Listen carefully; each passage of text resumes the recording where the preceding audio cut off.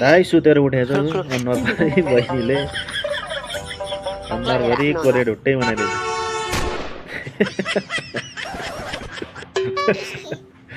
जुङ्गा बनाइदिएर अनेक बनाइदिएर हाँसिरहेको छ बहिनी चाहिँ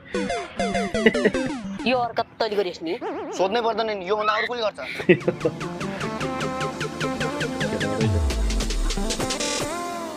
अबदेखि मैले यस्तो फट्टे काम गर्दिन अबदेखि यस्तो म फट्टे काम गर्दिन शपथ आजदेखि म हुँदैछ है। दाइसँग झगडा गर्ने लड्ने काम गर्ने छैन आजदेखि म दाइसँग झगडा गर्ने लड्ने काम गर्ने छैन